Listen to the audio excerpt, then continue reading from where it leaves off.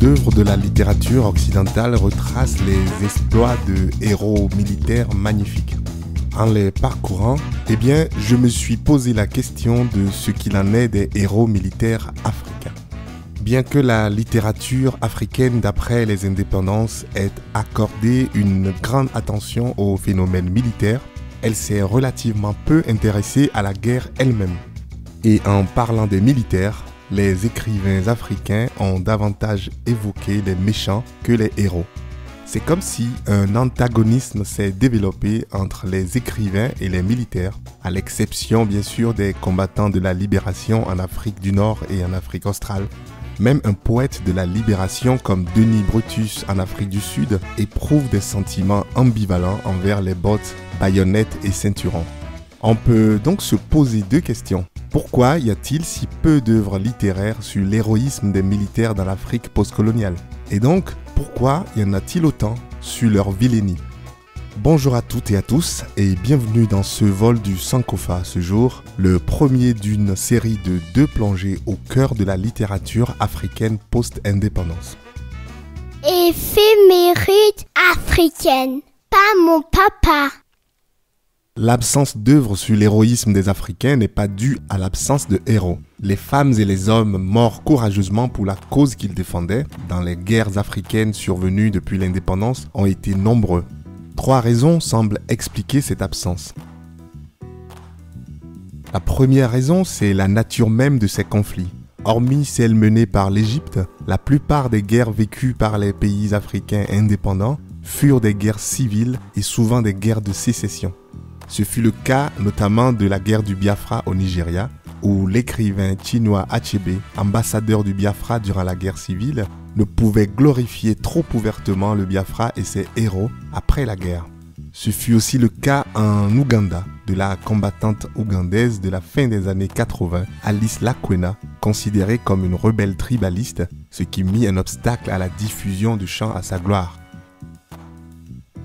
La deuxième raison, corollaire de la première, c'est le fait que le type de ferveur patriotique conduisant à la glorification des héros dans la littérature est plutôt suscité par une guerre contre une puissance étrangère.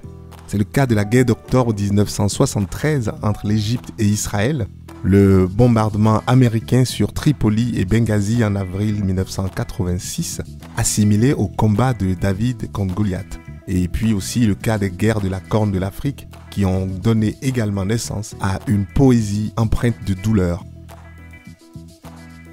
La troisième raison, enfin, c'est le faible engagement de l'élite dans les combats de nombreuses guerres qu'a connues l'Afrique depuis l'indépendance.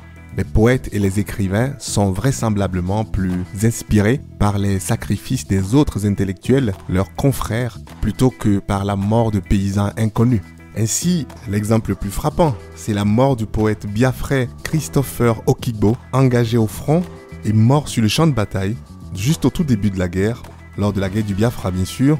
Sa mort suscita bien plus de réactions dans les milieux littéraires que celle d'un demi-million de jeunes Igbo anonymes.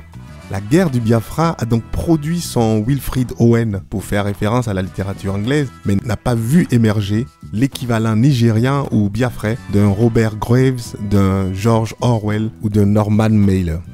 L'origine même du désamour entre écrivains et militaires africains, c'est que depuis l'indépendance, les militaires se sont plus occupés de politique que de guerre. Or, les uns et les autres ont une vision discordante de la politique. D'ailleurs, le véritable antagonisme n'est-il pas plutôt entre les écrivains et les dirigeants tout simplement, qu'ils soient civils ou militaires? La question se pose vraiment quand on considère le cas de Mohamed Haikal, qui est très parlant. Cet écrivain politique très populaire sous Gamal Abdel Nasser en Égypte a fini en prison sous Anwar el-Sadat, mais son influence sur le journalisme arabe est restée immense. Cependant, l'ouvrage le plus marqué par la colère et peut-être le plus irrationnel est celui de l'écrivain nigérian Wole Soyinka. Dans son ouvrage titré « Cet homme est mort », il exprime le tourment de sa détention infligée par le général Gowon et son mépris pour les militaires. Tout comme Soyinka, à sa sortie de prison, le Kenyan Ngugi wa Thiong'o, emprisonné lui par un régime civil, a tenu des propos inspirés par une colère presque aussi violente que celle de Soyinka. Enfin, l'œuvre la plus aboutie à mon humble avis sur ce sujet nous vient du romancier le plus connu de la Somalie, Noureddin Farah, auteur d'une trilogie contre la tyrannie militaire dans son pays natal. Sa pièce de théâtre titrée « Youssouf et ses frères » est une véritable histoire d'héroïsme écrite contre les horreurs inhumaines de la répression militaire. Cette pièce a remporté un vif succès au Nigeria et puis dans d'autres pays africains. Mon cliché africain du jour est un silence, comme le silence littéraire forcé de nos héros anonymes, le silence coupable des élites intellectuelles, le silence encore trop assourdissant des écrivains, le silence fait d'hostilité plus que de vénération. Et notre silence à tous face à la violence ordinaire, celle des mots, celle de la souffrance d'anonymes, celle de la faim, celle de la maladie autour de nous. Le silence encore et toujours, pour le meilleur ou pour le pire. Retrouvons-nous ce jeudi pour la seconde partie de cette série littéraire et d'ici là, ne gardez pas le silence car comme disait Martin Luther King, à la toute fin, nous ne nous rappelons pas des mots de nos ennemis, mais du silence de nos amis. Merci et à jeudi.